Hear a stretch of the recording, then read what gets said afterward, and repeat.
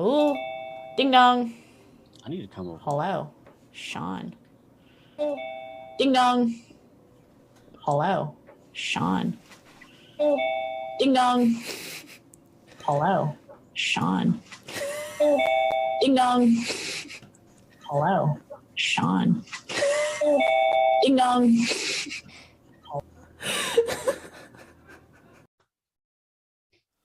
Hello, Sean. Sorry, we talked about that little clip on Ding dong. Formation Save today, and I had to bring it back up because it was just a glorious moment in our CNE Twitch history. Hello, welcome to Community Q&A. My name is Sean. Ding dong. Hello, Sean. Mars and I are here today to answer your questions. So feel free to ask questions. We're our lovely Maud, Martin, or Meowton. Your choice. Our lovely Martin Raider. Yeah, Martin Raider. Maud. Martin Stroke. We'll grab your questions. So if you have a question, please feel free to put it in chat with the big bold word "question" in front, so Martin knows what to grab. Yeah, that's it. We're here to talk about Idle Champions and have a good time and play some games and Here to chew bubble gum and talk about Idle Champions. I'm all out of bubble gum. And I was gonna kind of pose a question. I don't know what I wanted to play on stream yet. So I have obviously the two new ones. I have It's So Pretty, or Level Headed. So what do you guys, if you want to pick? Ooh, what we can do a poll. We could do a poll, yeah. Marty, you want to do a poll for us? Like a 2-minute poll. Pretty please. For It's So Pretty, or Level Headed, like you are. You're level headed and pretty. So. So yeah, then Raphael's asking, what's our favorite D&D module? Oh. Oh man. I've only played one. So many. So, wait, what is? Oh my God, Maria's video is clipping into the map. I love Zoom. There it is. Hold on. Whoop. Oh, you know me. I'm always trying to break into new spaces. Stop it. Stop doing that. I don't like it. Yeah, oh wait, hold on. Oh. Yes. My favorite 5th edition module is Tomb of Annihilation. Oh, really? Mm-hmm. Why is because it has so much potential. You could it's like a playground. There's so many things you can do. So there is, first of all, there's the stranger in a strange land thing. Like it's set up to be like your characters are not from here, so you're not used to how any of these things work, and you have a lot to learn and figure out, and that's very interesting to how players react to that. They could also just play characters that are actually from the region, which is fine too. Yeah. But then there's also it's a whole race against time, stop the world from being destroyed and all life from ending kind of storyline, and I love those. I love those like high stakes kind of conflicts. Yeah. Like, there is an actual like time limit for the most part. Yes. There's an impetus to get the show on the road. Get going. You've got work to do. Yeah. But then it's also just chock-a-block full of other fun, awesome, random things everywhere. And the thing is that nearly all of it is optional. You can play around with as much of it as you want to, or as little of it as you want to. Annihilation's great. Yeah, it's like, leaves some pretty cool dungeons at the end too, right? So. Oh yeah, the tomb itself is, oh god, it's wicked. Yeah. It's so deadly. Yeah, I definitely want to. I haven't run to Annihilation. I've run a little bit at the beginning, then that group kind of unfortunately dissolved. So. I've only ever run Descent into Avernus. I thought that was pretty good. I think the one. I want to play through a full Curse of Strahd. Because I have never heard anybody say anything bad about Curse of Strahd. What are you waving for? I've got like a white vertical bar. Oh, you do? What the heck's going on over here? Man, I don't know what that is. I feel like you were totally fine. All right, and we're good. Okay. What is happening to me? It's the Zoom. Like, so Zoom is stupid and OBS. Sean. There we go. All right. Thank you. I feel better. It looked fine when we checked before this entire stream. Had half an hour to set up. I'm like, yeah, it looks great. And then, oh my god. Yeah. Doing it live. Yeah, Descent was fun to play.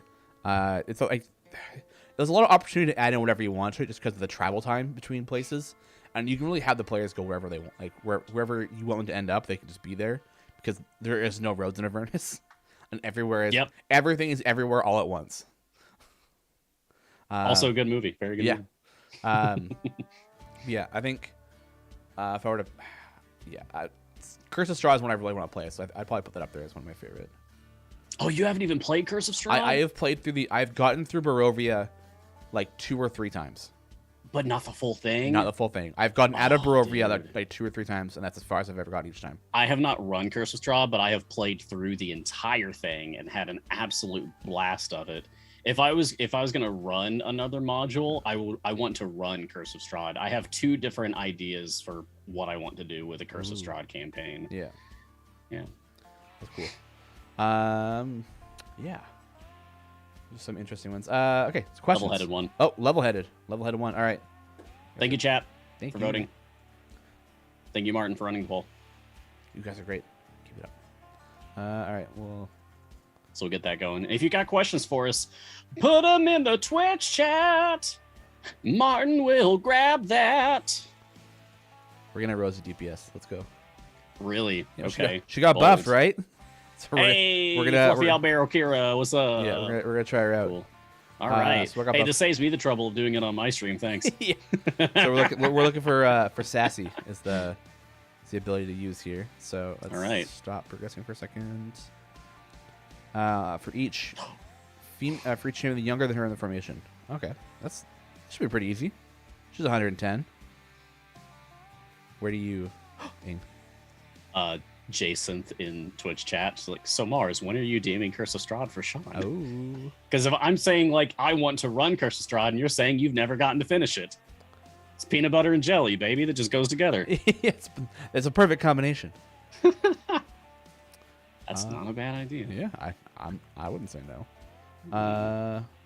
Blushi. Oh yeah, let's do Blushi. Tailfeather Phoenix, Blushi. So looking for female champions that are young that could provide a buff. Calliope. Blushi, go away. Since we have to use young people, Dungeon Master. Because Dungeon Master's patients, young ones, would have some synergy there. Yeah, but I guess it's under 20. So how many of the champions that are under 20 under are female champions? I'm also adding in Abrams. It's not going to be a Rita full and Havilar and Tahani and Nova and Linder's old. Rhea. Oh, But that's Rhea. the same slot as Dungeon Master, so. Yeah. Rhea might actually be. I don't know if Rhea's Rhea actually got better some here. buffs too. Yeah. Rhea's Oh one yeah, of the because it champions does got some buffs. lawful and good now. So that's pretty, and it counts double if they are lawful and good. yeah. Like if they are lawful good. So Oh, Vanya. like How old's Vanya? yeah, Vlanya just got some buffs. Vanya's actually the oldest person in the game, I think. Oh, yeah, she's wicked old. Yeah, she's 530. Yeah. Yeah. So I who mean, might be older? no, No, Dungeon Master's over 1,000, so Yeah, he's okay, the oldest. yeah. I think he's actually in the game is 1,001. yeah. Hold on, let's check. It just says over 1,000. Oh yeah, over 1,000. Yeah. But we had to give him like a number. So Dungeon Master's age is whatever he decides it is. yeah. So looking for good aligns. All right. So we got pretty good layout here. I want to so we can put in. I guess we're doing this. We'll just do Desmond and Spurt then as well. Because it's still anybody younger. But I think there's a bonus for younger female champions. Yeah. All right. Here we go. This is good. What do I want like this? Because Rhea's buff, is that just... It's not adjacent, right? Anything adjacent that we worry about? It's been a while for me, I'm going to be honest. My gaze is Zariel turns from Rhea and sweeps across formation looking at me. Once it returns to Rhea, it increases Searing Radiance. Searing Radiance imbues adjacent champions. Damn, okay. Oh, we can do this here. Oh, wait, we can move here and then here. Oh, thank you, Raphael. Females less than max 20 years. Tahani, Blushi, Sentry, Rhea, Frida, Lazaps, Havilar, Nova. Oh, Thank you, Raphael. Yeah, that's pretty good. That's a good list. Yeah, Blushi and Sentry being in there, I like that. Yeah. And Avalar and Nova. Yeah, I think I'm happy with my formation. I think this is good. Cool. Yeah, it looks good. And we can't level past 1,000, so we'll see how that goes. 2 slots. Eliminate this, and we go fast. Dungeon Masters, how old do you feel after DMing for a game? Oh god, yeah. You're right. Yes, I do feel like ancient and made of dust at the end of a campaign. All right, here we go. Let's see how far we get with this. All Dungeon Master statistics are yes and yeah. Perfect. Very good. Damage. Insomniac has a question. Elwick does not All collect night stacks and back from other stacks collect as expected. Is this intended or a bug? That sounds like a bug. It sounded like a bug. Yeah. Or you just didn't collect any night stacks, which could be possible, I guess. Yeah, you could have just gotten really unlucky. Yeah. That's the thing with RNG characters like that. Like, it's like They're very swingy. yeah. Did I not get them, or did I just fail RNG? Like the Black Viper thing, that's definitely a bug. There's no way you've gone like 800 stages not getting a single red gem. Yeah. But yeah, the Eliwick Night Stacks might just not gotten it. Yeah, if you've done like multiple runs, yeah, that's been like that. Oh, it's been that. It's been watching. Yeah, yeah. It's I might be hit and miss. Just make a ticket for it, and we can see. We can just kind of put it on the list and double check. Yeah, put that in as a ticket. There are some background offline progress stuff that is a bit wonky when it comes to like collecting and like time based stuff like that. So it could be part of that same problem. Yeah. Jacoby says I might unlock Vajra before Mert. Is that a bad idea? No, not at all. It's not a bad idea, no. I mean, you can unlock like Strahd beforehand if you wanted to. Like, I think it doesn't really matter the order in which they are unlocked as long as you eventually unlock them all. Yeah, get them all. Yeah. Hey, Balkan, how's it going? Oh my god, I turned off my fan because it was too cold in here, and now it's I guess the heat turned on in that time frame, and now it's really warm in here. So it just doubled down on me and tried to psych me out. We're back. Okay. Smoking Beer, have you ever used any champions from the game in a D&D game? Yes. Battle Ball, Sean. Yeah, it's a Battle Ball we did, where I played Krond, which was a lot of fun. I'm a bop you. Yeah. Yeah. And so I ran for Extra Life 2021. They flew me out, and I ran a D&D game, and Sean played in it. It was a game that I've run several times now, but I change the details every time. It's the idea of like there's this multiverse arena spaceship spelljamming thing that it's called the Battle Ball, and it just like abducts warriors from different worlds and makes them fight for the entertainment of the galactic masses. Sean played as Krond. Yeah.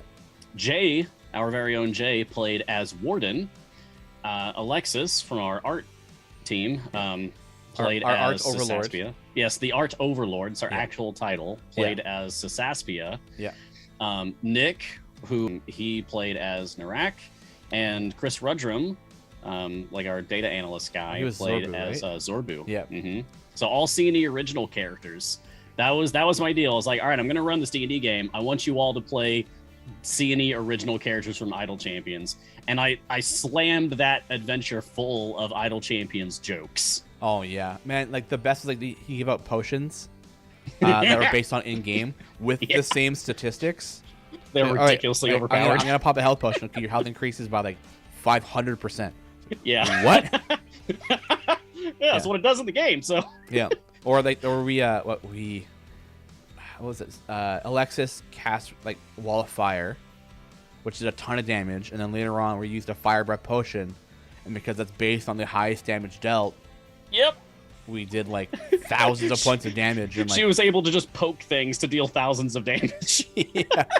The poke she got a butt spike earlier. Yeah. Yeah. Oh, man, that was hilarious. Like when I kind of like wait, this is a fire potion. I was like, oh my god, it works. This works. Yeah. God, that was a good time. Oh, we'll do it again for sure. Yeah. That was great. I was going to miss that. Oh, I had to get the phone. I'm sorry. We did one called Battle Ball. We all played it, and I've played Archon, Krull, and Torgar in Descent into Avernus because my players met up with them. Oh yeah, because you ran it. Yeah, and then my players killed Archon, took the Hand of Vecna, and bounced. Brutal. Because they're evil like that. Because one of them figured out what the hand was, and I was like, oh, I want that. So they force walled him, pretty much like a force cage around him, hung around him, and then dropped the wall, and all the held actions attacked him, and just straight up murdered him. And yeah, and that hand led to some pretty interesting encounters later on, with just our wizard trying to use the spells off the Hand of Vecna, and it backfiring, casting suggestion on him and making him do really bad stuff. So yeah. Raphael's a question. Since you guys favorite modules, how about your favorite universe campaign setting? Oh. I mean, I think I have to say Exandria. I gotta go with my homebrew worlds. Yeah. I respect the hell out of Forgotten Realms, and I love it. But at the end of the day, I'm always gonna choose my own worlds. Armea, Isodia, Vona, and the worlds of my friends that they've made, like Tegra and Kyklos. Ooh, some cool naming features there. Thanks. Yeah, I feel like I have to pick Exandria. I love Critical Role. So good. They are doing a special, another Exandria Unlimited miniseries, but it's set during the Calamity, which is the Wave of Four Times, which is amazing, and I am so excited for it because Brendan Lee Mulligan's gonna be DMing. Love that guy. So, amazing. That's cool. Yeah. When is that coming? Did they say? Or where it'll be? I was too excited. I didn't check. Oh, okay. I'm sure I will hear of it. Oh yeah, I'll find it right now. Don't worry. Don't you worry your pretty little head. I'll figure it out. Cool. Yeah. I'll just put it on my calendar so I don't miss it. May 26th. Okay. Yeah. Wow. Very soon. Yeah. Yeah. 2 weeks from today. Okay. Cool. Yeah. Thanks. They've been doing some pretty cool stuff. Where they do so at the end of every week, every month. Sorry, the last week, they take off main show Critical Role, but they've been filling that in with other content instead. So it's been really nice to see different things going through. Although I do miss the week when they take off. So yeah, they got to take breaks though. They're human. Oh yeah. So how cool do you guys think it would be when we get a 5th Warforged Champions Ultimate change to see if you have 5 Warforged on the board to create a Megazord type of mech? That goes a little beyond an Easter egg. That would be pretty cool though. And that ties in with if you have a champion that takes up multiple slots, what does that look like and how powerful is it supposed to be? Is it as strong as 2 champions? Is it as strong as 4 champions? Voltron or is yourself a super champion. Yeah. Is it as strong as 1.5 champions kind of thing? So you lose a slot, but you only get half the power of an actual champion. Kind of neat. Wait a second. Is Tiamat just Voltron dragons? Is it just 5 different dragons that have just formed together? Yeah. Or is it one dragon who has cut off the 5 heads of others and put it on there? I wonder if there's Tiamat conspiracists, conspiracy theorists in the Forgotten Realms. No, Tiamat's a demon, I swear. No, she's a dragon. Yeah. No. There's one guy, gods don't exist, right? Yeah. What are you talking about? There's one right over there drinking a coffee. Oh, God. I was trying to think. Look over. Hi. Then, just crawl back up into the sky, yeah. Yeah. It's the one thing gods descend and interact with the world so often that there is no way that they wouldn't there's no way you wouldn't be able to believe in them, in a god at least. You may not believe in them, I gotta put my faith in you, but yeah, gods exist. You could not deny that. Especially with how every edition change, there's some kind of huge apocalyptic event that happens to the entire world of the Forgotten Realms, and the gods are directly involved every time. So it's every single generation gets a huge stark reminder that, yeah, they're here and they're doing stuff. Oh man, yeah. Question Barton's writing it down. So, Laho Smurda, missing one champion in slot 5 and 6 for split the party. Ooh, Riv. yeah, Briv, and Keelik would be my votes for the 2. Mm-hmm. For 6, you got a lot of good options. Honestly, yeah. 6 is a good one. Shandy is great. Krull is great. Krond is great. Alindra is great.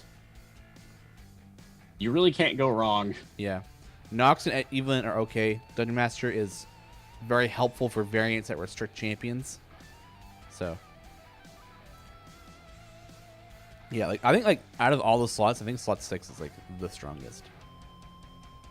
Ooh, I like this. I see a comment from Maurice Tadimi in chat, like Ornstein and Smo from Dark Souls. Two champions that go on the field, and when one of them dies, you lose that champion for the rest of the adventure, but the other one becomes supercharged. That is cool. Like a pairing where they have a revenge mechanic for the other. That's dope. I like that a lot. Cool. Yeah, like we have that like a little bit with Beetle and Grim, because like while the other one is while the other one is in, the other one's resting and getting stronger, and they swap. It would be almost like a hybridization of Beetle and Grim and Deslin's Lament the Lost. Yeah, exactly. Yeah, that's really cool. I like that a lot, honestly. Yeah, it's a good one. Servan's waiting for a slot 10 champion at Time Gate tomorrow. Then I just need Jaheira in slot 4 before I can split the party. Nice. I mean, I would honestly, instead of Jaheira, I'd vote for Baloth. Baloth or Desmond, honestly, for slot 4. Slot 10 is like a. You know, the 2 best champions in the slot are Evergreen champions, so. Yeah. Slot 10 is just kind of a pick your poison. Yeah. Man, Rosie's damage is actually so little comparatively. Mm-hmm. Poor thing. She needs help. Yeah, she's trying, yeah. Wonder if Hitch is stronger, actually. Oh, Hitch has got a bunch of legendaries. That's not fair. Okay, what's her attack speed right now? I know you got speed potions on, but 1.9. It seems really fast. 2.1. Okay, yeah, very fast then. Yeah. Cool. Yeah, 2 seconds. Although it's increasing, so. Yeah, because you got Desmond out there. Oh, yeah. What's making her attack faster?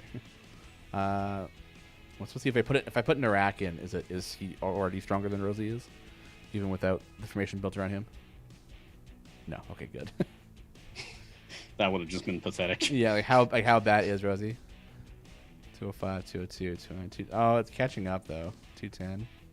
Mekimura Osu question: who's in the next event and what slots are they? The 2 returning champions are Mehen in slot 3. He's a Dragonborn, and Jaheira in slot 4.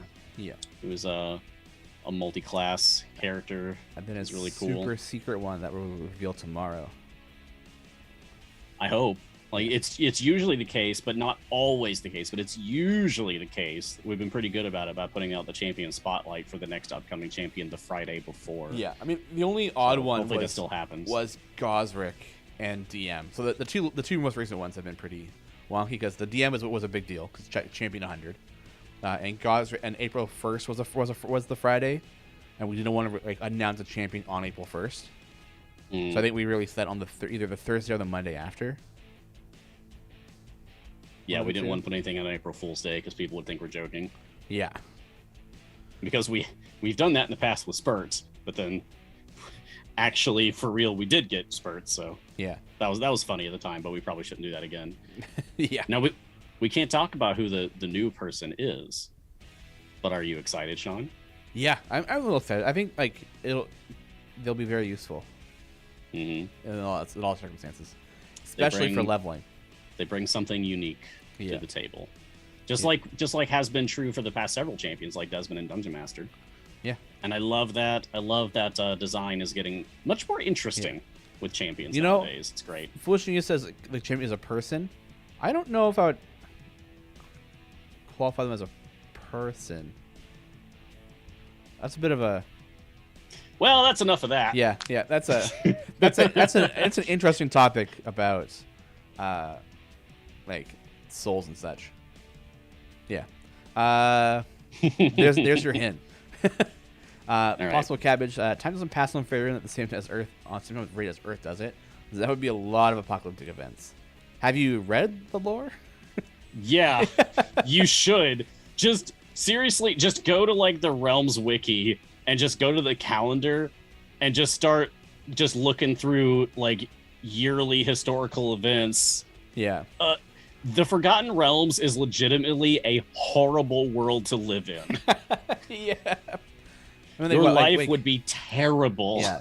The amount of times they've had to change the calendar, like the ending of it, is like quite a lot. Because we had like the BC and AC, and now we have BCE and ACE. Oh, like before Common Era, after Common Era. Yeah, and then it was like before Christ and after Christ, something like that. It was yeah, like before Christ and Anno Domini. Oh, is that what that was? AD. Okay. Oh, AD. Yeah, BC and AD. Okay. Yeah. Okay. Yeah. Yeah, they've changed their calendar a bunch because of just catastrophic events. Mm-hmm. And just like the world, there's also just different calendars that they use, but the popular one is the calendar of Harpatos in Forgotten Realms. Yeah. That's the one that it's like, oh yeah, the current year is 1592 DR. Well, Warforged Centaur, you nailed it. What? How did you That's guess wild. that? No, that's not it. I guess Warforged can be whatever shape they want, really, right? Like a sword? Oh, sword forged! Yes! Oh, Swordle. what a guy. Oh, you were thinking of Swordle. I was thinking of I was Swordle, thinking yeah. of a sword with, like, muscular arms and legs. Just coming out of the blade. Yeah. Foolish Genius has a question. If you had to pick a shiny for Zorbu, which item is best? Hunter's Pack. Yeah. Hunter's Pack or... Because then, like, even if you're using him as a support, then that is, like, the slot you want. Yeah. So his glasses. Yeah. My glasses. Shiny glasses. Yeah. I'd go like, yeah, this one and then Seething Hatred afterwards. Yeah. Seething Hatred for, like, because if he's your DPS, then you super duper want that one. But Hunter's Pack, if you use him as either DPS or support. Yeah. When will we be able to select where shiny potions go? Soon. Very soon. That is a big part thing. That's kind of like what we're working on right now with the whole that system and the Dismantle system. So there is that. Mm-hmm. And now we're currently caught up. Yeah. So there's nothing left in the queue. Yeah. So I think we should. If you got Qs, we've got As. Yeah. Yeah. Actually, I think we should touch on the points on the Dismantle stuff. Yeah. So okay. These are the Dismantle feature. It's kind of changed a little bit as we've been hearing feedback from players and such. So currently, what we're looking at doing is capping the item level refund to be about 10,000 to be 10,000 per item. Because if you have more than that, you'll have that left over. So if you have 15,000, you'll get 10,000 refunded back, and 5,000 will remain. Because the idea of moving from core champions or evergreen champions to other stuff is just potentially game breaking. So we're kind of capping that. And then what we're also planning on doing is doing legendary dismantle events, which means that you'll be able to dismantle legendary items on any champion during this time frame once. This is a big one, so take note. Yeah, so we're planning to add a legendary dismantle event to the game along with this system that will allow opportunities for players to redistribute their legendary items only on any champion during the event. This will be once per champion per event and will be enabled alongside most major balance updates and perhaps periodically through the year as well. So it'd be 10k, I believe, per item. Foolish Genius. And a couple of things. That information comes to us from devs, like because they're not doing dev insights today, they passed us some notes to read out for community Q&A today. Yeah. So like we're just reading off the notes that they gave us. And two, the language here is very soft for all of this. Like we are looking, we are planning, etc. So these are not things that are set in stone. Yeah. This is just what it currently looks like, and it might change again by the time it actually rolls out. Yeah. We've iterated probably 3 or 4 times in this time frame. Yeah. So Sean and I poked a lot of holes in it. Yeah. There's been holes poked. There's been like comments made. There's like UI changes we're doing. So This is the current plan with a huge monstrous asterisk, which is subject to change, which could change. It might not. It might. So that's the current plan. Is 10,000. So if you have, if people who have like 500,000 item levels on like core champion stuff, they'll only get 10,000 back per item. So what, that 40,000? Sorry, 50,000 max plus, 400 from the slot 6. And then the Dismantle event is when we do a major rebalance or we open it up randomly throughout the year. It'll be, you can remove, it'll be once per champion per event. And that is the information we have currently. So they've taken in the feedback that so many players gave about like having invested legendaries into other champions to use alongside the one champion that got nerfed that they would like to be able to take back away. So there is going to be something for that. Yes. And we'll definitely have more information about that soon for everybody. So that's kind of the base we have right now. Patience for now. Yeah. Still working on it. We're very clear. We want to listen to your feedback. So if you have other suggestions or other feedback, please let us know. You can do it here. You can throw it in the Discord. I'll be watching everything as always, because I am omnipresent. Yeah. And I am less so. Yeah. Yeah. So Raphael's another question: If you add an alchemist to the champions, what do you think there would be skills or abilities would be? I've never loved the alchemist concept. Yeah. I played one once and I just didn't really have a great time of it. So yeah. I don't think I'm gonna really have like a lot of fun suggestions to put in for this. But maybe some kind of like, I don't know, maybe as long as you have a potion on, then the alchemist just works better. Yeah. I would say that potion. I would definitely think of that as like a healing debuffer. Kind of like maybe like a different version of Krull almost. Or like maybe a specialization would choose what potion is active. Yeah, that could be cool. Yeah, like it'd have to be a very weak version of a potion. Yeah, but I could see like how Viconia's Animate Dead is basically a really weak fire breath. Yeah, I could see there being a champion who has a specialization for like, do you want a really weak gold fine, damage, fire breath, speed, or health potion? I can do that for you. Yeah. Yeah, that should be pretty cool. Like he would like craft a common potion or something. For that adventure, and then like maybe every X adventures you get like an upgraded one or something like that. That'd be pretty cool. Or maybe like the effect goes beyond what the normal like cap is, like for speed potions, for example. Yeah. Or maybe they make your potions last longer. I feel like they gotta, if they're gonna be an alchemist, they gotta have some kind of interaction with potions in general. Yes. I think we can agree on that at least. Yeah, Melf RNG but with potion types. Oh yeah, okay. I like that. That's cool. Yeah. It would just have to be the base potion types though, right? Like clairvoyance, heroism, giant strength. Although it would be interesting if they could if like at a 5% chance or 1% chance they would roll like a small expired potion of fire breath. So God. I don't know. But the small one though is only 1% of the health, right? So yeah, it wouldn't be like the major one, which is 8%.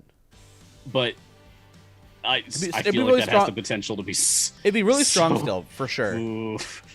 And maybe it only works on the stage that you get it on or something. Yeah, there has to be some limitations in play. Yeah. Randomly once per adventure it shows up and then it happens.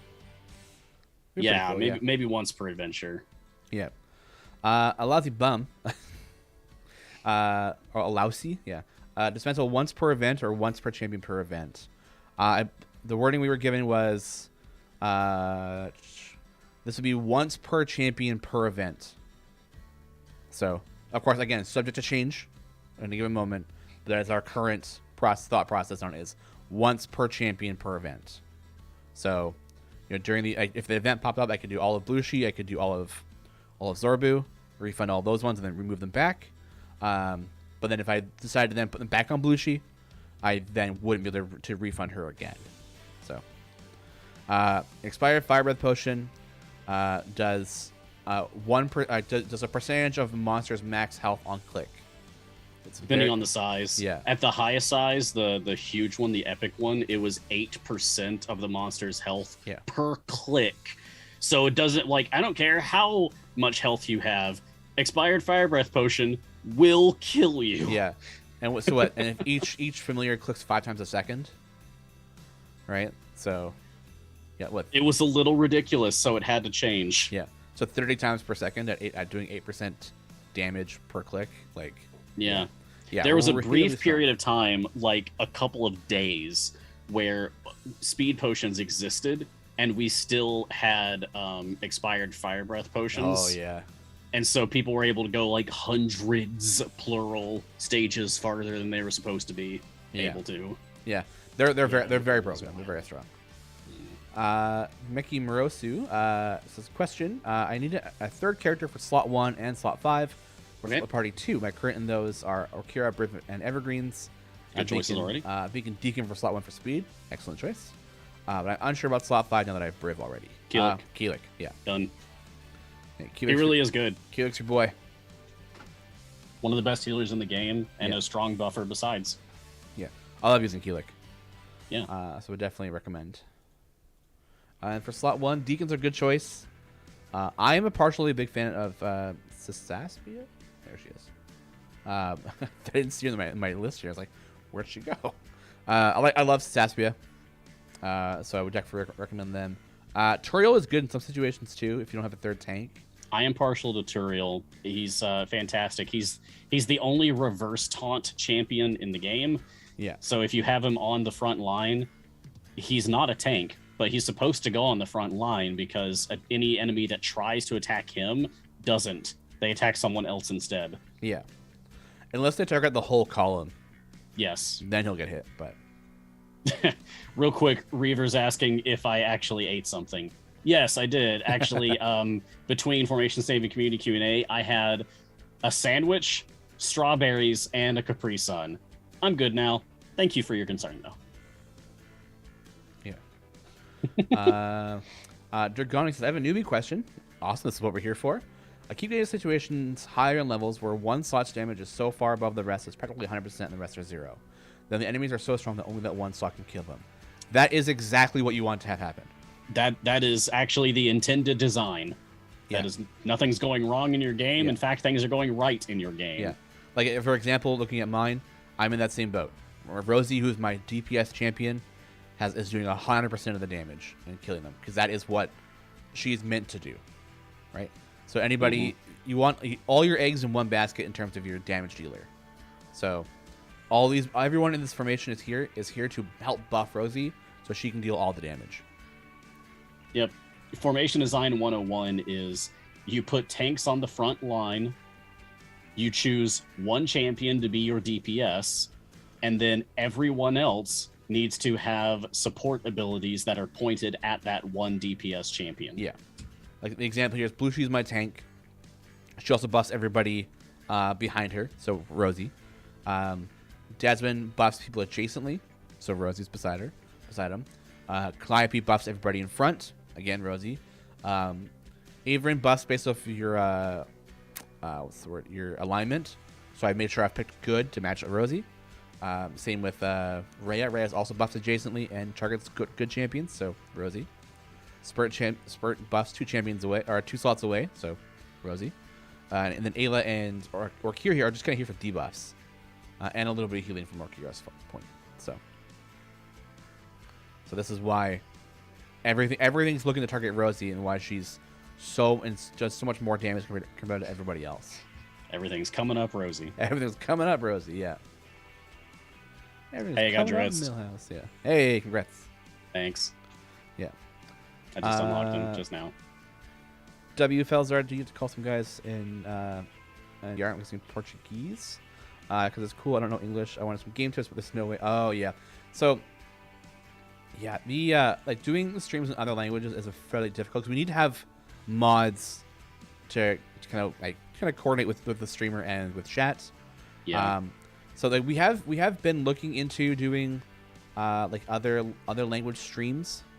So that's something that's kind of been on our head and like trying to figure out how the best way we can do that. Essentially have our channel running 24 hours a day for the most part. Yeah, we'd have to have shows. We'd have to like stream talents that do speak those languages, and then also mods that speak those languages. Yeah, so it's definitely something that we would like to do in the future, and the planning for that it's very difficult. So yeah, so hopefully we can. It is a constant growing process, so hopefully we can cater to that desire in the future. Yeah. I'm sorry that we don't right now. We do have in our Discord we do have I guess there's like the sections for the specific languages are for like feedback on the languages in the game. I don't know if we really want to have people asking questions about the game in there. It's mostly just for feedback. That might be a good thing to talk to Trevor about for other stuff like maybe other like language sections. But then we need moderators for those sections too. Right. Oh man, yeah. It's a whole can of worms. It'd be a lot to figure out that we don't have the people for right now. Yeah. But thank you for your interest. Yes. Stay tuned. Alki 2002. Hey Sean, any idea why in champions you just never get past a black screen? It doesn't show the logo or loads further. I tried the Steam version. It runs on my laptop. Have you tried uninstalling and reinstalling? Yeah, that's probably a good question. Black screen EGS. I'm trying to think what that would be. What actually? Oh, what?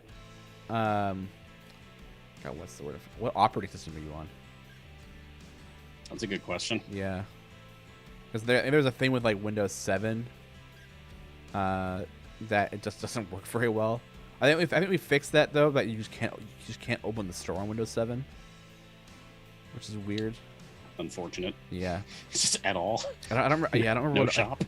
Huh. Well, so you can open the shop, but you can't like make purchases. Okay. Yeah. Windows 10. Yeah. I'm not sure. I don't know why that would be the case. If you just make a ticket, even just do it for your Steam version, but then just in that ticket, put in your account name for EGS, and Taylor or I can get to it and take a look and see what's going on. I see what we can do to help. Lossy Bum. Okay, questions. Will players with over 10,000k item levels on a core evergreen who choose dismantles have their item levels over 10k go to waste? No. So if you have 500,000 item levels on a champion on like the one piece of gear, you do the refund, the dismantle. 10,000 comes off of that. You still have 490,000 on that item. It stays there. Yeah. We're just not letting you collect all 500,000 of that and then move that somewhere else. And like the shinies and the goldens and legendaries still come off. We're just like strictly talking about item levels here. Yeah. So yes, if you have 12,000 item levels on a piece of gear, we'll take 10,000 off, and there's still be 2,000 left. Yeah. If you then lost everything afterwards, boy, that would not be good. Oh God. I feel like I think that's even worse. Than like, hey, we're gonna offer you this option, but if you take it, anything above 10,000, you just lose. Like, sorry. Yeah, not okay. Would not do that. That would make things worse. Yeah. Yes. Yeah. No bueno. Yeah, would not do that. El Tata uses TV. How do I get legendary items? Is it only from paid chests? No. Legendary items come from the Forge. So you spend scales from scales of Tiamat to increase items. So that's fine, Rosie. We'll do some forging on Rosie. Where is she? This is a system that you unlock by progressing far enough into the game. There's a campaign called Baldur's Gate Descent into Avernus. You need to finish the storyline adventures, like all 20 of the base adventures of that campaign, and then you will get access to both the Trials of Mount Tiamat and the Legendary Forge. You get a currency from doing Trials of Mount Tiamat called Scales of Tiamat, and then you spend those at the Legendary Forge to get legendary gear. Yeah. What I'm going to do now, and you have a list of possible bonuses. You have to go through and then you have to go through all 6 before you can then reforge to get a different one. So we go through and we just upgrade, and boom, now we're all 6. Let's just upgrade this one a bunch. It costs favor to upgrade as well, so I'm losing like EO1 favor per upgrade there. So, and now Rosie's stronger than before. One trick that I know people do for that is they will some players will go into whatever campaign that favor is for a legendary that they want to get or upgrade, and then get to a point where they are going to make a positive amount of favor over what they currently have. Yeah. Then forge the legendary and then reset the adventure so that they've effectively not actually lost anything. Exactly, yeah. The best out of your gains. Raphael 90340. Can you guys push for a Blood Hunter to be added? So there's like legal issues with that, is my understanding. Yeah, because I don't think it's an official D&D class, and that is a class tied to Critical Role. Yeah. So, what do you have to? I would love if we could do that, but I doubt that we ever will be able to. Yeah. Mercer owns Blood Hunter, so we have to go through and get like the legal approval right from Wizards, and then have Matt Mercer give the okay for that as well. So dealing with two companies instead of just the one, seems like there'd be a mountain of paperwork at the very least. Yeah. I would love if we could. I have played Blood Hunters myself. I really enjoy it. I've got 2 different Blood Hunter characters that I enjoy very much, but I don't know if we're ever going to actually be able to do that. Oh, Fen from Black Dice Society is a Blood Hunter. Oh, I didn't know that. Yep. And clearly we're getting Black Die Society characters. Yeah, so I wonder how. We'll see. We'll see if Fen is in the future. Yeah. I don't know. Yeah. Folks just Mercer SOD the class people can use it. Yeah, it's definitely possible. Severin Blaine, what about a champion that gives you a familiar or 2 that act like familiars that you can place? Oh, interesting.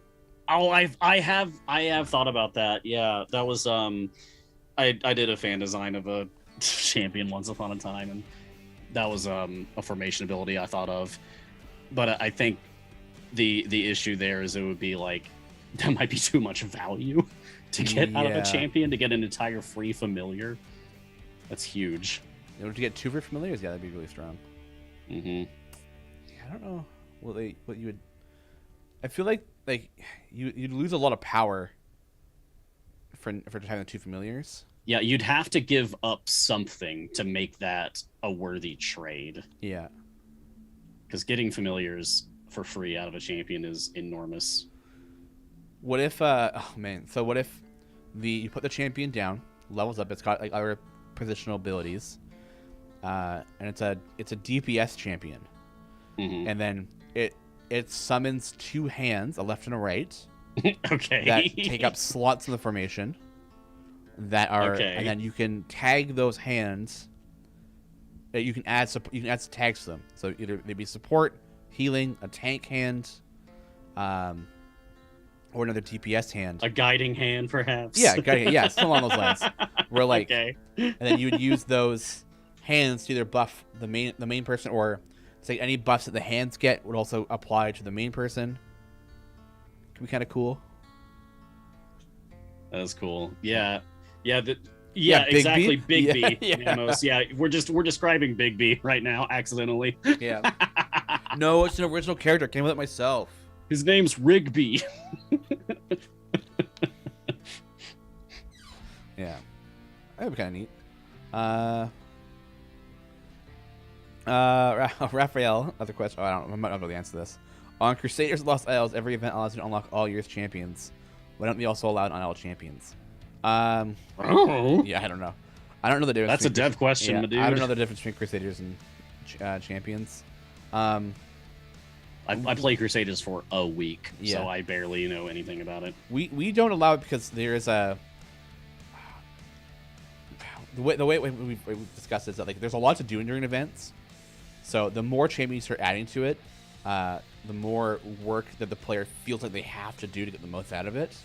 And if they don't do it all, there is that moment of oh, I didn't get this done, or I didn't do this done, right? So I feel like there's a certain feel bad level of oh, I didn't get all the champions, I didn't do all their golden chest stuff, I didn't farm all of them, I didn't get all their achievements or stuff during the event. So I have to wait till next year to do it. It's like a bad feeling.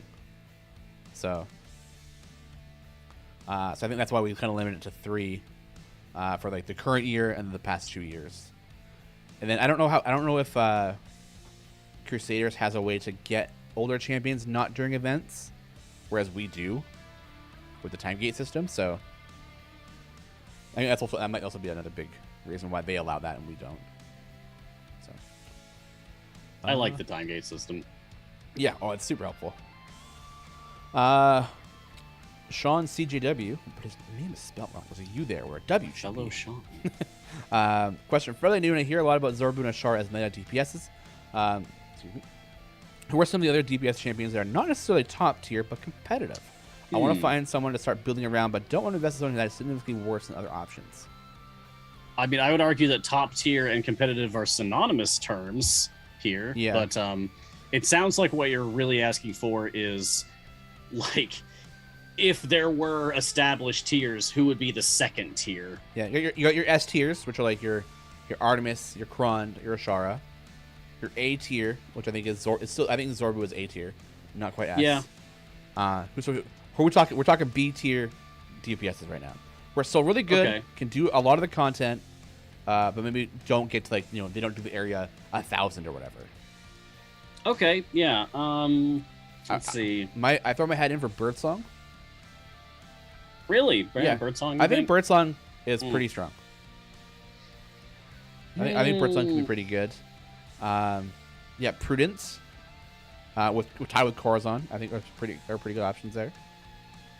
I need to see a list of champions. Hold on. Yeah. Well, we can go through each slot and then make a comment on the DPS champion. Yeah, that's good. Yeah. So yeah, slot let's do 1, that. we got Tahani. No. No, yeah. Not really. Like, no. Fair. No, Okay. she fair. needs help. Yeah. Krydel's DPS, right? Yes, Yeah. he apparently had his 2 years in the sun, Yeah. but was only really publicly acknowledged for a couple of days. Yeah. Krydel had a pretty major yeah. bug in his main attack that nobody reported it, and then once they reported it, we fixed it. So Yeah. So We gotta not so fix much. bugs, whether they're positive or negative. We're Yeah. gonna fix bugs. Not Binwin. We're moving on. No, moving on. Grama. Big Krama, yeah. She is technically Yeah. a DPS. Yeah. Honestly, I would put Ishii in a B tier. I think I would. Yeah, you know what? I agree. Yeah. Is Jaheira DPS? She's definitely like below Zorbu, Yeah. but she ain't no Rosie. Yeah. She's doing fine What about Jaheira? for herself. She needs some help. Jaheira is a champion that I've got my eyes on right now, Oh. especially for this upcoming event. I've basically asked my Twitch chat for Guiding Hand to be like, y'all, I want y'all to experiment with Jaheira when we get her, because I have been hearing whispers that Jaheira DPS is actually pretty good if you know what you're doing and you set her up properly. Oh, interesting. So I want people to experiment with Jaheira and like all of us talk about it. And report back, yeah. Keep your eye on her. All right. So it's slot 5. We got Prudence and Dadius. I know you have thoughts on Dadius. He's actually not that bad. I think what a lot of these champions are lacking are self-scaling buffs. Right, like Krond and Zorbu and Artemis all kind of have with Observance. Dadius buffs other people, and then he buffs himself with his ability, but like that's as far as it goes. He doesn't get more stacks based off of like higher int characters in the party, which I think would be a good addition for him. Yeah. And he's got his whole chromatic orbs, which you're at the mercy of RNG for. Yeah. Ashara's also obviously really good. Krond's also really good. So slot 6 is your S tier DPS grouping. And Black Viper here is exists. here is like the actual the biggest set of DPS champions in one seat, really. Yeah, it felt like for a while that slot 7 is just like, oh, this is where the DPS goes. Yeah. So we'll go through the list here. So Minsk, Yeah. probably like a D tier, honestly. I think he's better than that, Oh, really? You but think so? it's entirely dependent on if you're getting his favorite enemy or not. Sure. Okay. Yeah. If you're getting his favorite enemy, then I think like he's he deserves a higher placement. But if you're not, then a low placement, yes. Yeah, that's fair. Black Viper. Pass next. I have been hearing some whisperings that Black Viper actually isn't that bad if you Really? build around her properly. Like, I think she can clear the content. I'd probably put her like the lowest of the B or maybe the high C. I think. Okay. I feel dirty even doing this. Tier lists are Yeah, leave yeah. a bad taste in my mouth. Category is a pretty good solid, I think. Yeah, yes, I agree. Category feels like she's in a pretty nice place. I never see people talk like, "Oh, Category is trash," but I also don't see people saying that like, "Oh God, she's the best DPS ever." Yeah.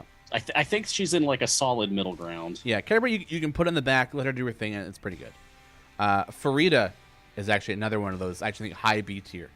I love Frida. Yeah, I've Frida, I got some think, is personal really good. bias here. I just think she's cool. Yeah, yeah. I think Frida is actually a really strong champion. She can use the buffs to be kind of brought up to the higher tiers, but I think overall she's a fairly good, like, under Zorbu ranking. She's gonna replace my Ashara. Oh yeah. Yeah, Nice. for my Yeah. I think I've decided that when the Dismantle comes, I'm taking everything off Ashara and putting it on Frida. Nice. Yeah. All of it. Yeah. Jim. Jim, I used to make fun of, but not anymore. His support abilities are okay. His DPS ability is okay. But like the thing that really made him stand out for me is that one of my challenge accounts, he actually ended up being my go-to DPS and got me through all the content that I played. And I wasn't expecting that. Like he outperformed Minsk, he outperformed everybody for me at the time. So I feel like Jim is all right, honestly. Desmond, What do you pulled think? that, so. Jim was actually the You first. gotta use him properly though. Yeah, Jim was the first DPS I ever used in this game. Really? So he was actually not too bad for me. I think I used Jim for a long time and then moved on to Zorbu. But yeah, Jim, not too bad. High C, low B tier, I think. Alright. Yeah, Yeah, I respect that. yeah. Not the strongest, but also not the weakest. Lucius, yeah, Similar experience as Jim for me. yeah. He was the most recent champion that I did a challenge account for, my account on Epic, and he was in my first event, and he outperformed all of my other characters for DPS like right Yeah. out the gate, and he was my DPS up until I unlocked Zorbu. Yeah. Okay, then we got Narak. Just got a buff. Definitely better at supporting others with his like Githzari focus, I think, than Yeah, anything. he functions better as a support than a DPS. Yeah. I really love Narak. I think he's so cool. I wish he was better. Yeah, no, I agree. He just got a couple buffs. So he's been, a bit stronger in just terms of flat numbers, but Yeah, he's getting there. Baby yeah. steps, you know. yeah. Oh, I guess so Delina. I mean, I have her fully legendaried out at level 8,000, so you know. Delina is the best DPS in the game. I think we can all agree. Yeah. I mean, Now, I like, didn't say strongest. I said best. Yeah, I mean, she's like okay. Like honestly, for a beginner account, it's not bad. But you'll probably wall out pretty quickly because she doesn't boost Bud very well, so Mm-hmm. it's a bit hit and miss. Beeling Grim, so they are a DPS. Oh, yeah. I've never used them as DPS, so Rarely. yeah. Like, just a couple of times, I think I've done an actual Grim DPS team. Yeah. Um, But I but think they would I'm be almost always using it for support. Yeah, I think they're actually pretty good though because they can do the debuff and then support as well. So actually, not too. I'd probably put them up there alongside like Birdsong and Frida probably. All right. Yeah. And hello Yeah, everybody. The fact that who's- he's got his own debuff yeah does him a lot of favors. yeah. And hello everybody. Welcome. We're talking. Welcome. We're just kind of going over DPS champions right now and where we kind of like our impromptu ranking of them. Yeah. Not that we They're enjoy like ranking, unplanned, but totally improvised. yeah. So Mako's got a decent buff actually. I think for a newer player, not too bad of a DPS actually. Surprisingly so. Yeah, he'll be quickly outpaced by other DPS options Yes. the further you go in. Yes. But yes. early on in a new account, I feel like current Makos is pretty good. Yeah. We don't talk about Drizzt. We should. We don't talk about Drizzt. He's such an iconic character. He is, but he's just not that strong, unfortunately. Yeah. Like, The hard thing is like, how do you do him justice. There's so many expectations on a character like Drizzt. I feel like it's not just Idle Champions. Personally, I feel like every D&D game I've ever played that has Drizzt in it has been a letdown. Oh. I'm not even a Drizzt fanboy. I'm just like, I expect this guy to be like godly, and he's just like, he's all right. Yeah. Birdsong, I actually think is pretty good because her buffs are pretty strong, and her specializations can focus on her pretty well to make her pretty strong. So I think she'd be up in that kind of really good tier. I think Lauren would agree with you. I know she likes Birdsong a lot. Torgar, kind of meh. Yeah. It's all about stacking with him, and if he even with a bunch of stacks, he's okay. He's squarely adjacent to Catti-brie for me. Yeah. Which is that I don't see people trash talking him, but I also don't see people praising him. Yeah. Although Emma just dropped the Torgar's trash for himself. Yeah. Exactly. Yeah.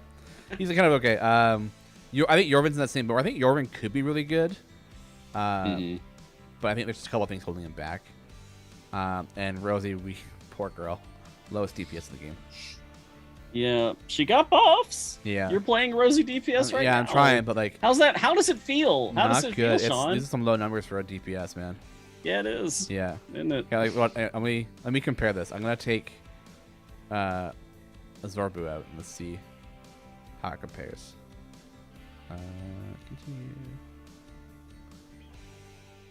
So no other changes, just swapping Rosie for Zorbu. Yeah. Okay. 238, 243 for Zorbu. And then 218, 220. So it's an E20 difference between Zorbu That's a and Rosie. lot of zeros, Sean. That's a lot of zeros. So, Flood 11, we're looking at Jamila. No, not good. No. Strix. Yeah. She's okay. Good debuff. Okay. Haunted, but not really worth it. I stand by what I've said every time Strix comes up. She used to be Queen DPS. Oh, yeah. And she didn't get weaker. It's just other champions pulled ahead. Yeah. Warden, not. I think he's just used for debuffing. I don't think I've ever seen anybody use him as a DPS champion. He doesn't like have any buffs for himself or anything like that, so he's kind of puts him down in the lower brackets. Ariza, I think is like a solid C. Ariza is a wait and see. Yeah. I think. C? A wait and see. Yeah. Yeah. Because if you look at the patch notes, the changelog talking about Volanya, they added a Siren's affiliation to Volanya, Ariza, and Brig. And I feel like if Volanya is getting some love here, she got the Siren's Call thing now, then maybe Ariza and Brig are around the corner as well for also getting some increases. So I'm holding an opinion on Ariza at the moment. That's fair. I'm waiting to see if anything happens. Zorbu's obviously A to S rank tier. Yep. Archon, I would probably put into the B/A, but he is very, very, very dependent on what supports we have. And to be fair, we also had this, is that all these DPS champions are also very dependent on what support champions you're using with them. Some more so than others. Exactly. Artemis is an I example. think that this, yes, one of the hardest things about this, I'm getting up on a soapbox for a second, okay? Yeah. All right, I'm taking the floor. One of the hardest things is about when you're talking about a tier list of some kind for idle champions is that these characters do not exist in a vacuum. They never do. Yeah. Everyone's going to have a different collection of champions until you've got them all. Everyone's going to have different gear, even at that point that you do have all the champions. Whether their item levels are really high or really low, what rarity gear do you have? Is it shiny? Is it golden? Do you have legendaries? What level are your legendaries? Which legendary effects did you roll? What feats do you have? What feats are you using out of the feats that you have? All of these things matter so much. And what are you using them for? Are you playing them in a free play or a base adventure? Versus, are you playing them in a variant? A patron variant? Are you playing Trials of Mount Tiamat? Are you playing an event right now? What is your formation shape that you're working with? Oh, yeah. There are so many different dials and levers in this game that it feels next to impossible to make true objective comparisons. Yeah. And that's what gets under my skin about it, is that yes, there is, on some level we can agree that like certain Like, EPS champions like Rosie are going to be better. You can worse just than do other like ones. flat number comparisons to see which is stronger and stuff, but like even that is limited. Yeah. That's not giving you the full picture. Yeah. Yeah. Second brother, preach the good word. Yeah. Thank you. Hallelujah. I get fired up about it. Yeah. I got a passion for this game, y'all. It's true. Yeah. Yes, that's kind of our quick and dirty DPS list. That was fun. Yeah, that's interesting. It's like good insight on all of them, I think. On how we both kind of like look at different champions and go, oh, this one may be good. This one may be good. Yeah, So, how we value things differently. Yeah. That's cool. all right. So we have a lot more questions to go through. So let's Yeah. we got the pace a bit. Okay. I remember Mars said yesterday that he would do a demo of an Azaka farm. Did he do that already? I didn't miss the stream this morning. No one reminded me to do that, so I did not. Hey, tomorrow's stream. I needed you there, Scorn. Yeah, tomorrow's stream, Azaka farm. You heard it here. All right, I'll set up an Azaka. I'll set up a very poor Azaka farm because Yeah. I do not have the champions for it. Yeah. Tagnar, regarding legendary refunds, has anything decided on what's going on happening 11 years over 10? Yes. Sorry. Yeah. So we've upped that to I think 20 is the cap point, because we don't think anyone really has anything higher than 20. Mm-hmm. And if they do, those will probably be special edge cases that will probably require a ticket for. Is my guess. But we've bumped up to they're up to level 20. That was my contribution to the discussion, because I was testing it and I was like, well, wait a second, my own Ashara has a legendary over level 10. Yeah. I don't want that go to waste. Yeah. Fibulator says, Mars, with your new account, at what point will you switch your focus to unlocking Trials of Mount Tiamat? Patrons come first. Yes. Agreed. I don't even have a lot of epics right now to really make use of legendary forging at the moment. Yeah. So patrons come first and split the party. 100%. I agree with that. 100%. Very important. Meki Moroso has a comment. If you're getting Black Dice Society characters, I'd love to see Valentine and Araya, especially, with some added synergy between your Valentine and Tatiana. Who we having to make this happen? I mean, like, I guess the designers, but they don't have a way of being poked. So I guess the public-facing people like us. Yeah, I mean, I will say that, like, when we do affiliations like that, we don't tend to leave people out. We have a good track record. Yeah. You know, there might be an odd one here or there that didn't get put in for reasons beyond our control. But it might be a decision on behalf of the person who actually owns the character. Like, no, I just don't want to do that. Yeah. Okay. So, in that case, then we also will respect their wishes and not add them in. But for pretty much all the affiliations in the game, they're full. So, would characters of Shadows of Am be possible, like Arenicus or Bodhi? I'm unfamiliar. I know I've heard Shadows of Am before, but I'm personally unfamiliar with these characters. Yeah. Quick Google search. Go. Yeah, exactly. Oh, Baldur's Gate 2, Shadows of Am. Yeah, that would be why I haven't played this. Played Baldur's Gate 1 I'll say 3. Anything is possible as long as it's in the Forgotten Realms world. Yeah, I mean, clearly we've pulled characters from the old Baldur's Gate games before. Yeah. So if we have Minsk, we have Jaheira. Yeah. They got deleted us from like the comics, right? So. Yep. Yeah. Actually, I have that right here. My comics omnibus came in. Hey, that's awesome. Days of Endless Adventure. Yeah. So. Yeah. Oh man, Minsk is smashing through a wall. There's Delana. Yay. Where she's actually good. Yeah. Yeah. I don't know if that's showing up at all. Yeah. Watch out, he's got a tome. Yeah. Burn it down. Shoes? Hey, Sean and Mars, thanks for checking out my Ayla DPS from the previous show. Had to run, but I just saw the VOD, and I appreciate the insight you guys had. Oh, thanks. Cool. Hopefully that works out a bit better for you. Yeah. I'm not sure why Ayla was so strong there. That was a little weird, but yeah, that was weird. We'll roll with it.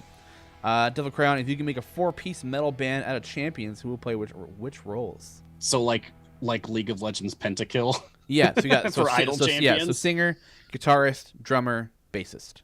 So Sean, we're starting with the Dark Order, right? It has to be the Dark Order. They're the most metal characters in the game. Yeah. I think Archon is the lead singer. Oh, Krull yeah. is the drummer. Torgar is the bassist. And I'm gonna throw Krond in for the guitarist. I want Torgar as the drummer. He's already dual wielding. Sorry, that makes swords. That makes sense. Sorry, that makes sense. I'll He's add got that. a flaming drum set. There you go. Yeah, It's literally on fire. Yeah, that's like his shtick during concerts. He Yeah. just, like, takes the drumsticks and like swings together and they catch on fire and he plays with them. Yes. Oh yeah, that'd be so That'd be cool. I was gonna say either Krull or Torgar as the bassist. So I just feel like Krull would be like a good like heavy bassist. Then yeah, guitarist. I would say so we need a fourth member because it's a 4-piece metal band. So is it? I feel like we should have an actual bard at this point. Human. Yo, they would bust out the sickest riffs on guitar. 6 hands. They could harmonize with themselves if they sang. Yeah. As like backup singers. They're a 3-person backup singer. They're just like the group in the back that starts moving and dancing. Yeah. Yeah. Oh my god! Can we petition for a skin for this? I know Human's got so many skins, but god! The backup singers, yeah. Yeah, backup metal singer God, Human. Yeah. Honorary Dark Order member Human. Yeah. Yeah. I mean, I feel like Brig is just too so easy of the option, right? But yeah, you can throw Brig as guitarist. Yeah. Oh man. Regwin's asking, is there an artificer champion? There's two. Yeah. We got Lazaps right here, who's a goblin artificer. A nice power armor there. And then we have Old Lady Vi. Yep. A character from the mind of Jeremy Crawford himself. Yeah. Put Ela back in here. Okay. From my understanding, Vi is originally from Eberron and then became a Magic the Gathering planeswalker and ended up in Ravnica. And now she's here in the Forgotten Realms. So she is a world hopper. Where hasn't she been? Yeah, everywhere. Yeah. Dragonbait the groupie confirmed. Yeah. Huntress UK. How do you get all achievements for champions you can only get from time gates? So the Reach X area in the free play, those ones work across all. As long as you're in that event, you can complete that event. You can complete that achievement for all things because they're not technically tied to champions. As an example, this last event was Krydal Shaka Dungeon Master. Yeah. And you could get the Dungeon Master free play achievement by doing a Krydal free play. Yeah. As long as it's just from the same event, it works. Yeah, exactly. The variant ones for retired champions have to be done through time gates. So you have to run 3 time gates to do that because it'll always pick one that you haven't done yet. So if you do Zorba, for example, you'll do 3 time gates, and the last one will always be a different variant. And then once you've done all 3, you get the achievement. And once you've done all 3, then any time gates you open for them will just choose a random one. Exactly. At that point. Yeah. And then their champion achievement can be done anytime. Doesn't matter. It doesn't have to be in the event. So. Yeah. Question: who should I pick for the first time that I open outside of the normal one?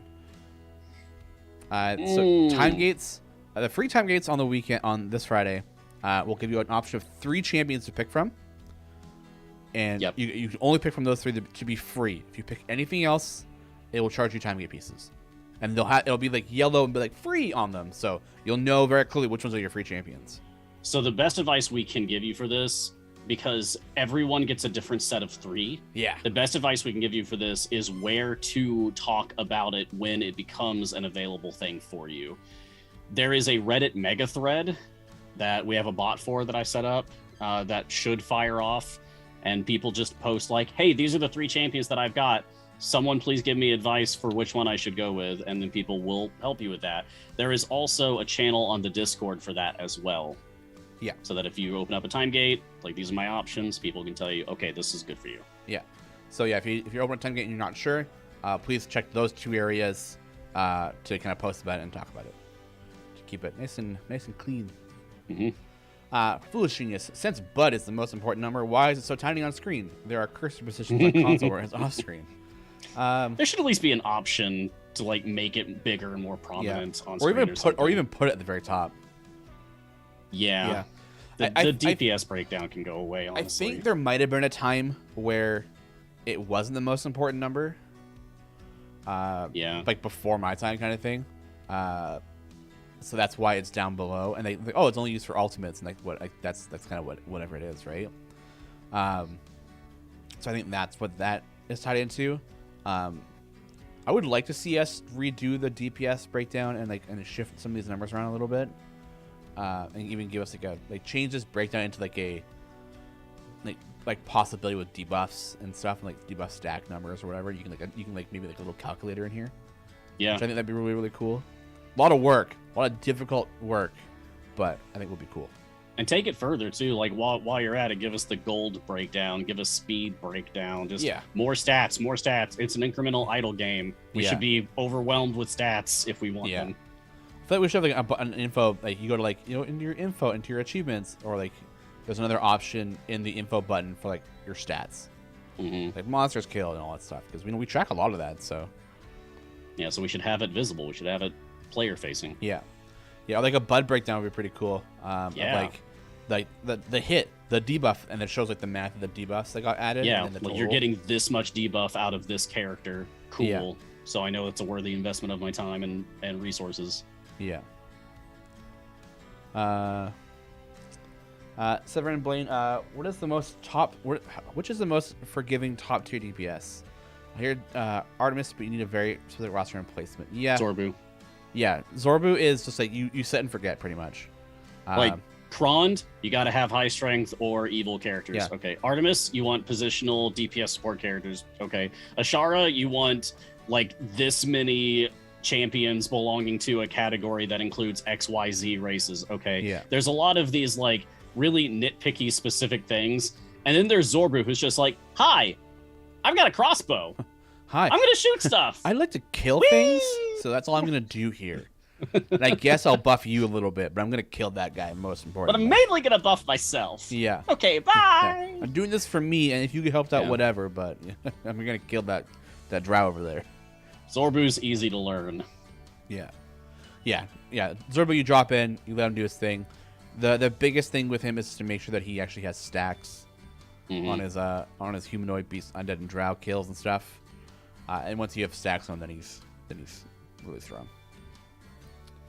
Just go on a little hunting expedition. Yeah. Bro Twitchy, is Frida good as a secondary, Mars? It's interesting the way that this was written. Yeah. It reads is Frida good as a secondary Mars? Yeah. If you were, you're gonna have to take sick, that up with Aaron Evans. Yeah, if you were sick, we'd have Aaron on the show playing Frida, talking about Al Champion and the adventure she's been on.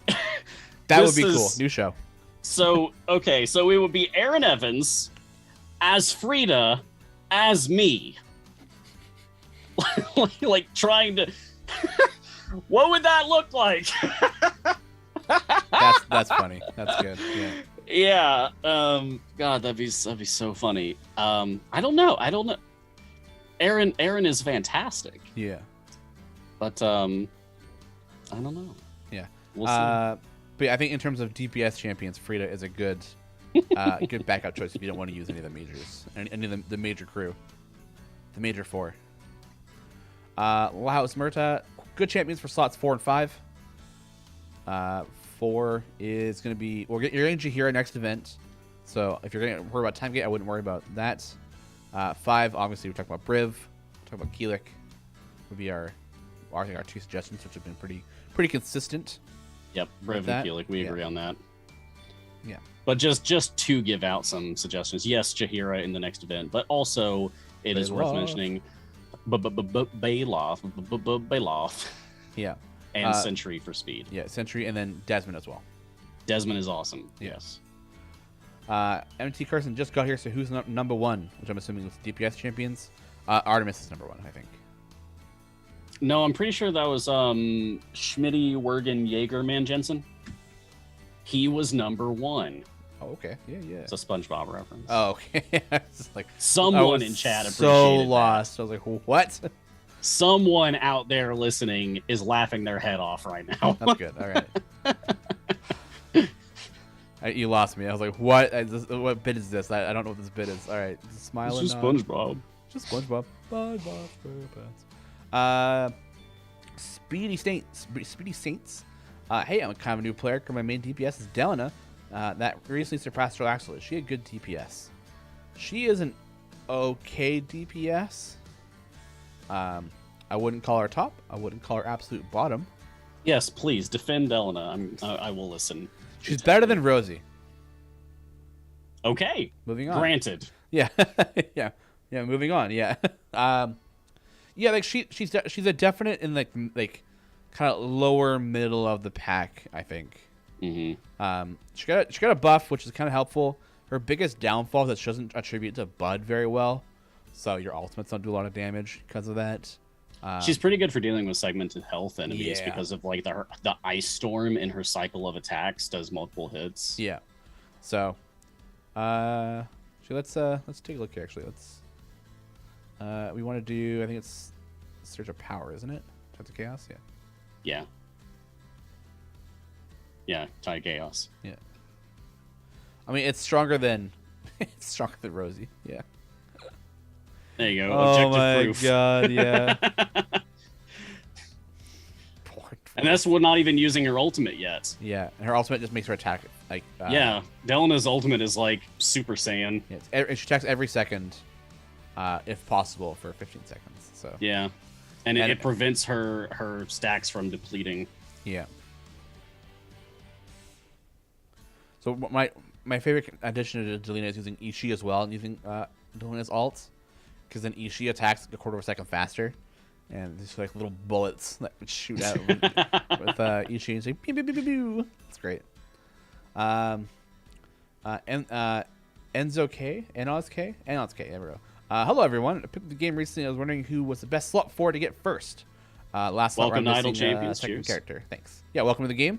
Slot 4. So again, we've said this before. Next event, Jaheira is coming out. So if you don't want to. You don't have to spend time gate pieces on a champion for that slot, but our recommendations are Baloth, Sentry, and Desmond. Yes. Reason being, Baloth gives very powerful buff and also prevents people from dying periodically. Sentry is a speed champion and can reduce the quest requirements of stages so that you just fly through stages faster. Yeah. And Desmond gives you attack speed increase and just damage increase, but also gives a significant damage increase as long as there's anyone in your formation that is dead, or if there is an NPC taking up a space in your formation, preventing you from using that space. Yeah. So he's situationally very useful. Yes. They're all good. Raphael, Lost Idols has the Bushwhacker. He increases your click damage based on the champions adjacent to him. Do you think Idle Champions should have a similar champion? I've thought about that recently. Yeah, I think it'd be funny to have like the Crusader kind of thing. Yeah, like a tribute to all the Crusader players out there to kind of welcome them in more. Yeah, I think there's like a limit to like the wall breaking we want to do in this game. Like it's like one of the reasons why we don't put champions like who's a good example here? Like Rakira, like in her bio, like we don't put where she's from because we want to kind of keep it like in lore stuff. I feel like we should include that information personally. I think where they're from this live play or this podcast or this book. Yeah. Martin's asking why my Delina's full legendary. Why not? Why wouldn't she be? Come on, dude. Look at her.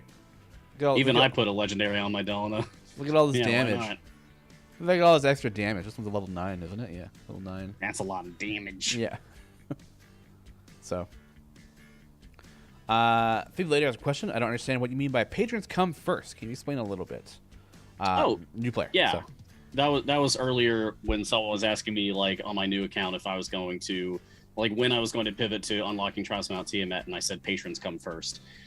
So if you don't mind showing off patrons in the game, patrons are like a mid game or early to mid to. You can unlock them early and then they take up a lot of the mid game and then they continue to be relevant deep into the late game. Patrons are NPCs that you essentially work for, like they kind of hire you They have unlock requirements, and once you have them going, you can basically replay adventure variants that you've previously completed in the permanent campaigns for additional rewards. However, they are now harder to beat because there's also additional restrictions and you have to go farther. But if you do, the rewards are plentiful. You get patron influence, which allows you to invest in patron perks, which work a lot like blessings in your permanent campaigns. And then there's also the Patron Shop.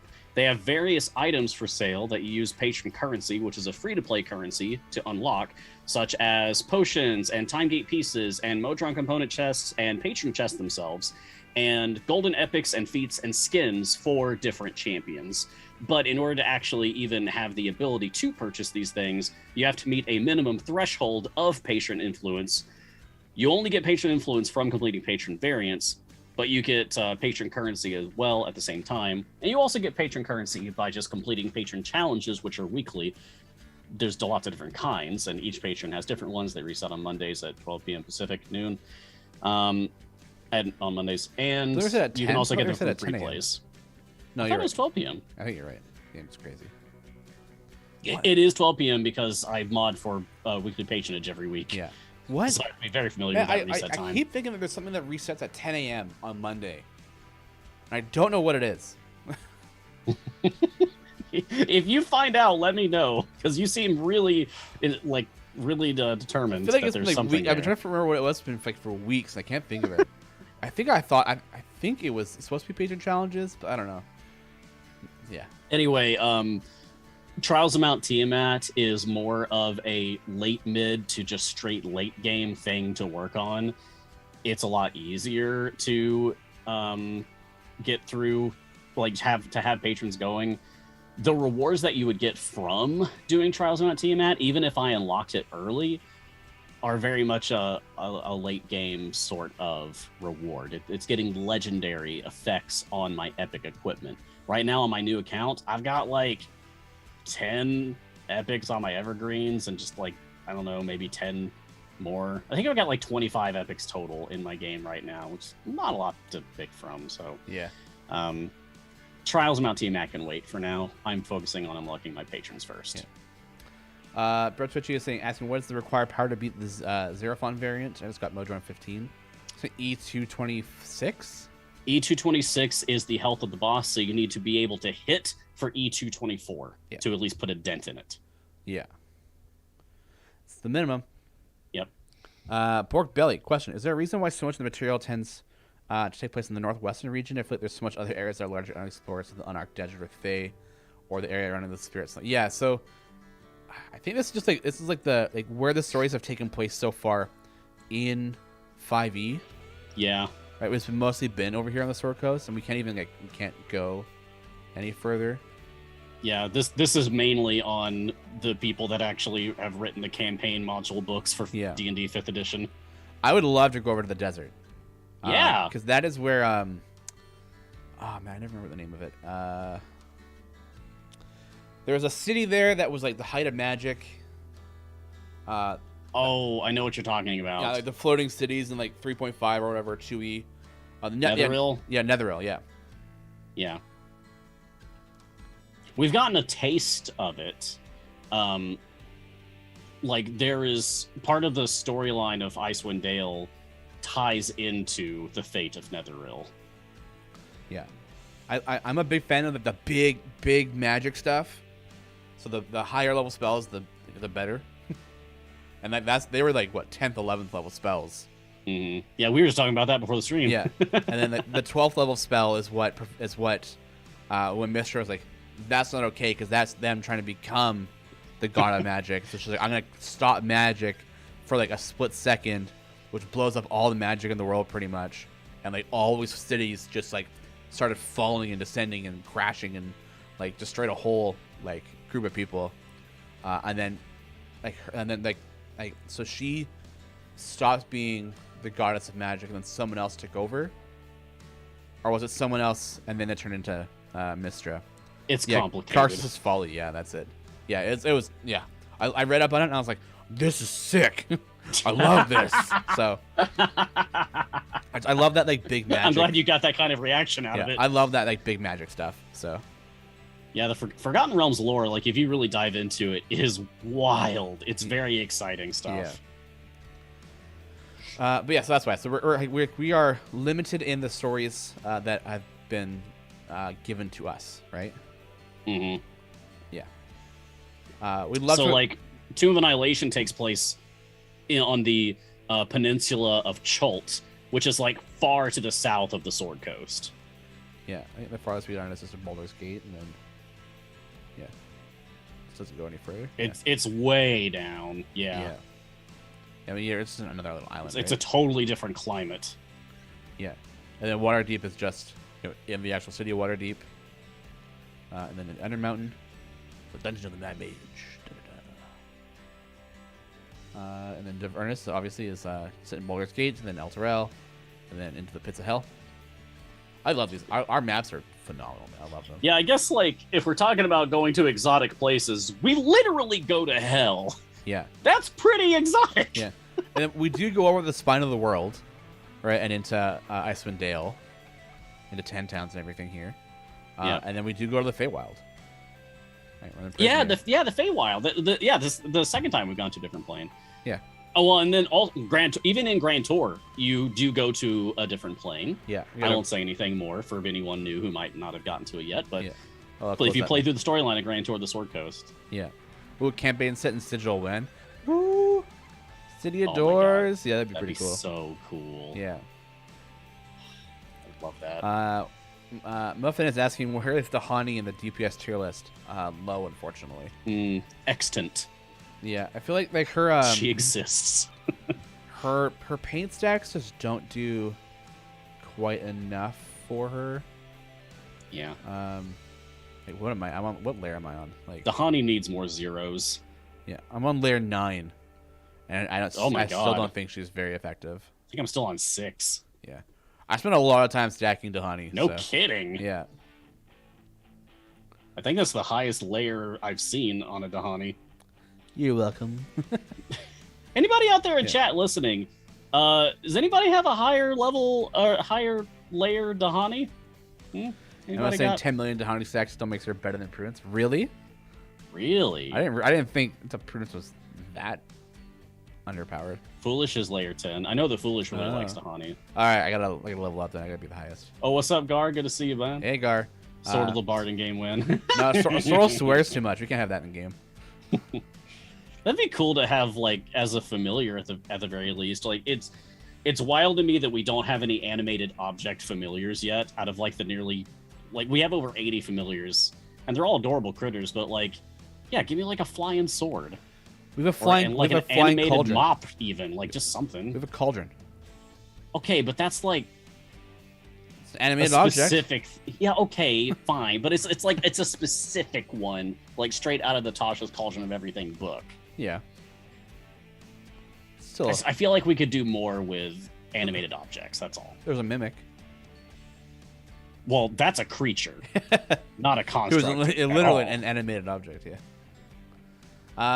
Okay. The Bige 679. Question about patrons. I haven't done anything with them yet, and I have the first to open, but I keep looking at the without the patron bar, and it's at 78%. Kind of lost for them. Okay, I keep looking at the without patron bar. It's at 70%. Oh, the completion bar on the map screen. Oh yeah. When it says like no patron, Mert, Vajra, and says your percentage completion for each. Yeah. Yeah. So I'm at 81% complete in here, or in Sorkos in total. So. Or they might mean there's also completion bars on the patron screen itself. And that's showing at 78% already? It shouldn't. Weird. Yeah, that definitely shouldn't be showing if you haven't done anything in the patron variants yet. Yield Dice Goblin. How many times can you say patron in one breath? Patron. Keep track. Oh God. Okay, go.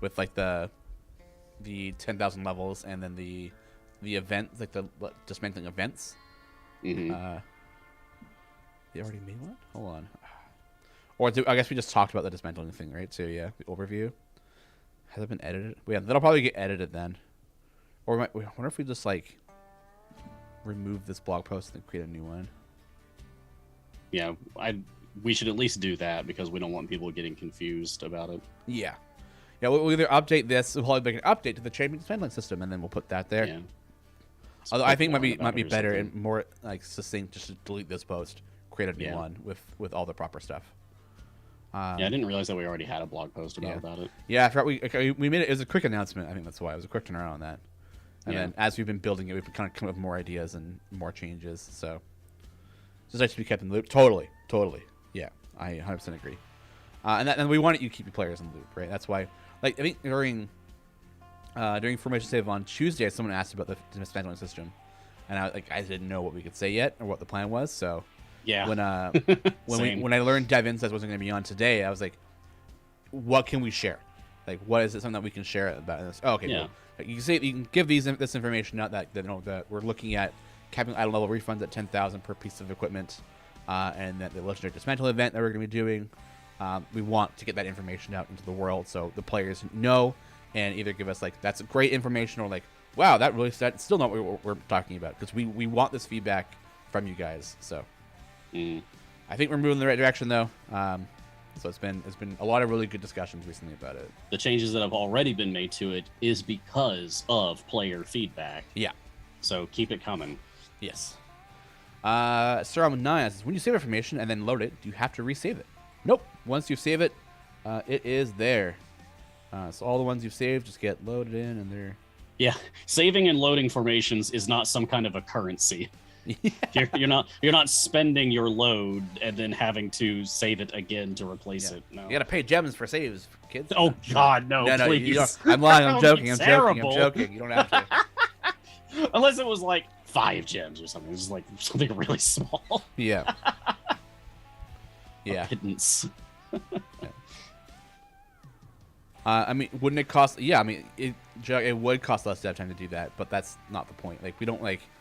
We think that change is a necessary change, and then obviously the off of what happened. So then it's kind of opened up our broader things. We do want to make changes and make these nerfs and things like that, and share the meta a little bit. So yeah, so, I think this is actually, it's a neat idea, and I'm excited to see it changed, and see what's going to happen, and see what we can do with this.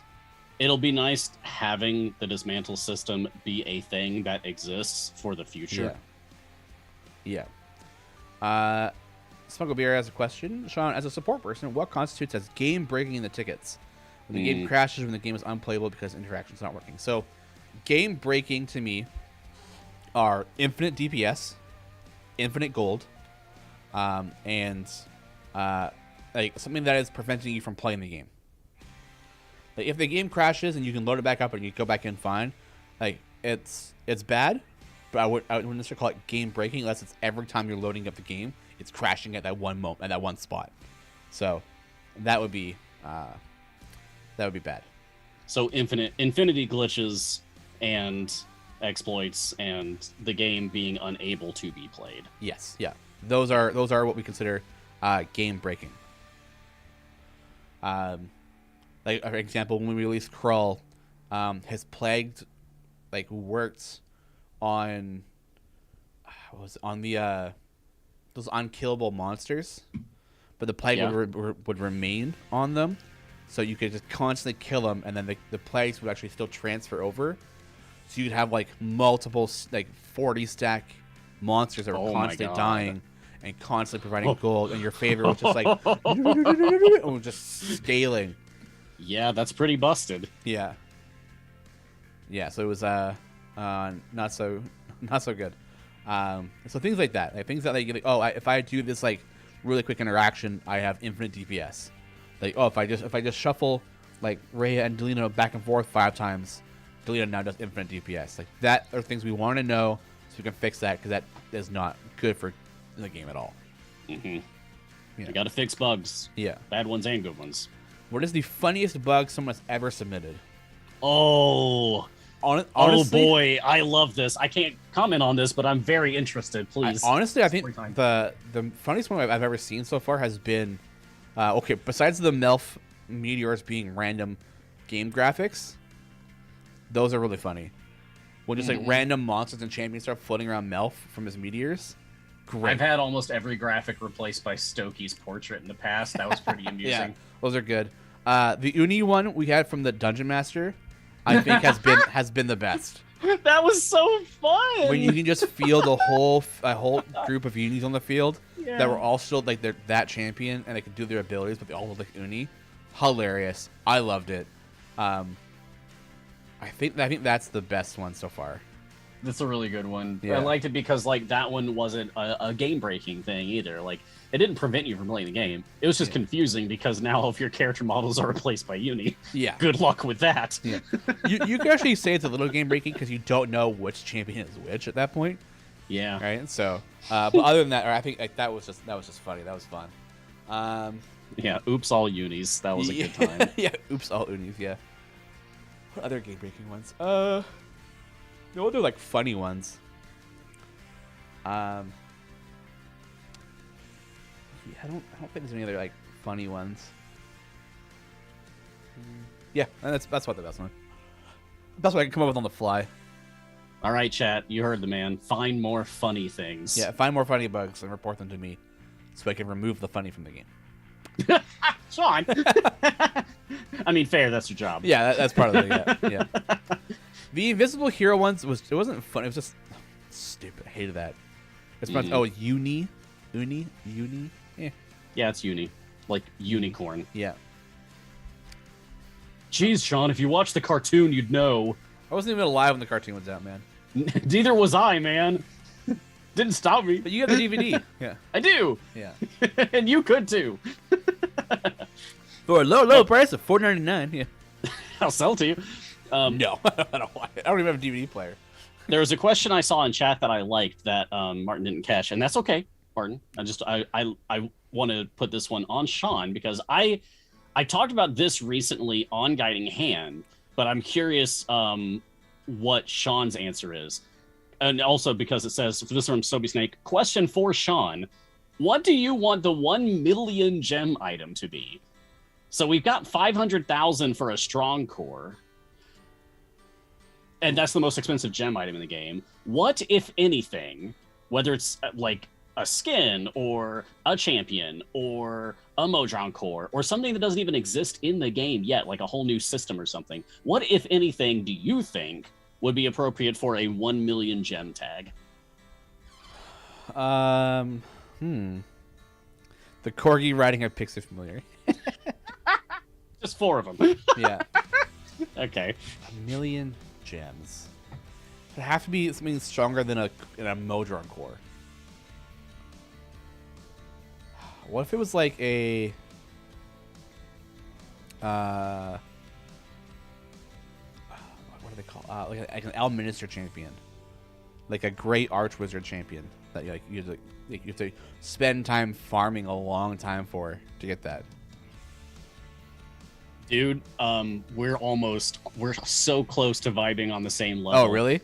Oh, yeah. What I ended up talking about was like, what if that was the unlock cost for Elminster Patron? Oh, yeah. That would be good too, actually, yeah.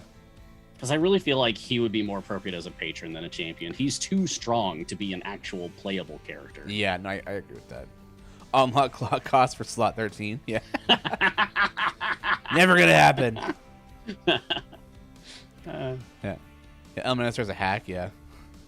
Yeah, he's just like a wandering god, pretty much, like of just infinite power.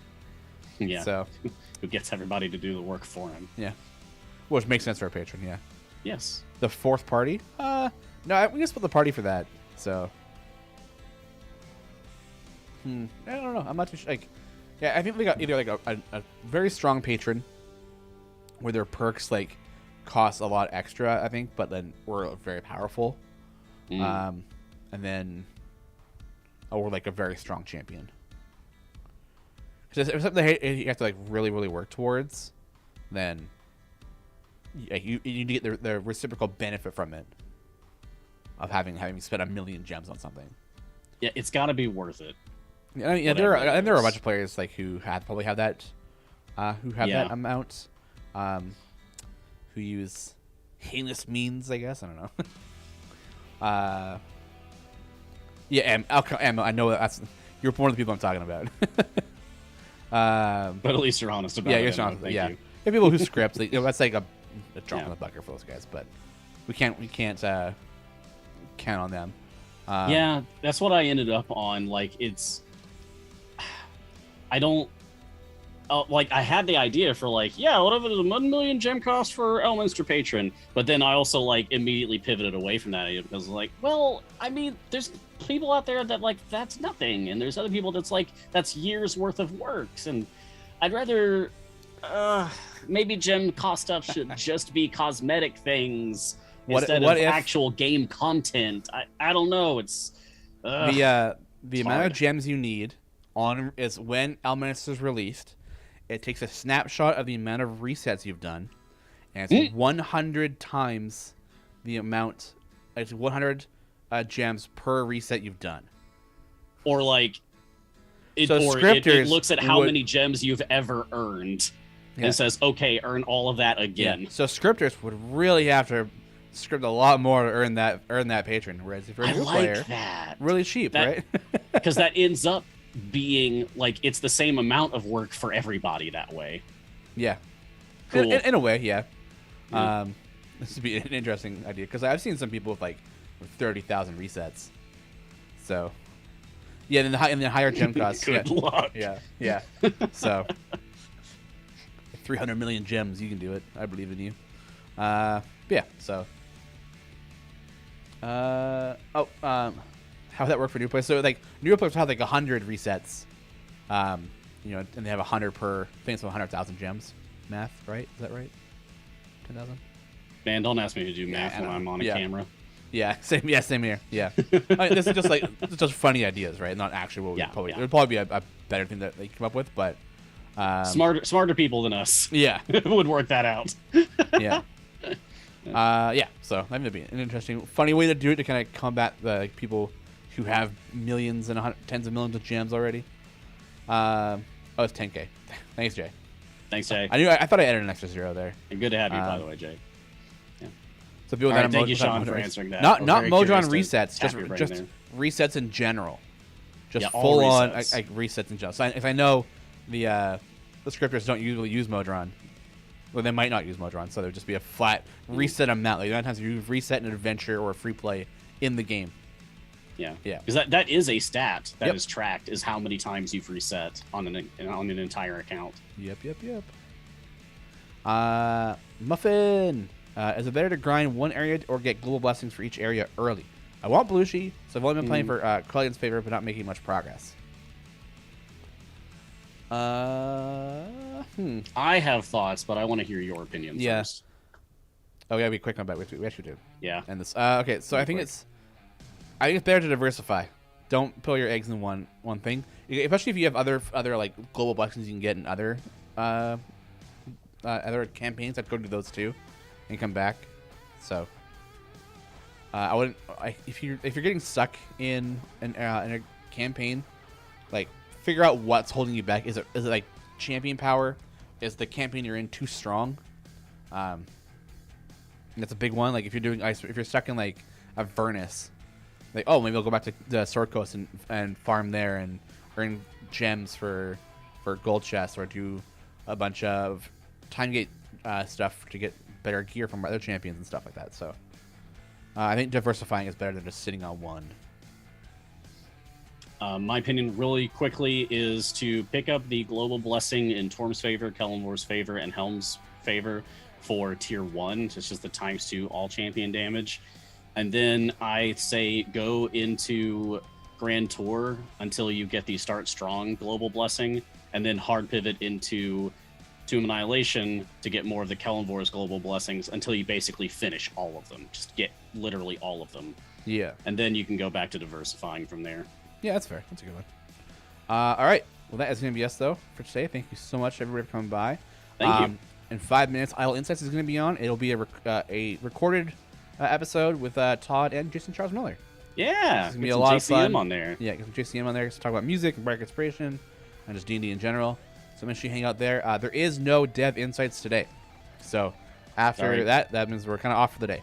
And then I'll be back tomorrow, and same with Mars. Will be back tomorrow. Yep. I'm with Girl Champions. He's got his show. Mars has got a hand. And yeah, that'll be it for us today. Thank you guys for your questions. Hopefully, you got all the information you need, and we'll be around. All right. Bye. See you soon.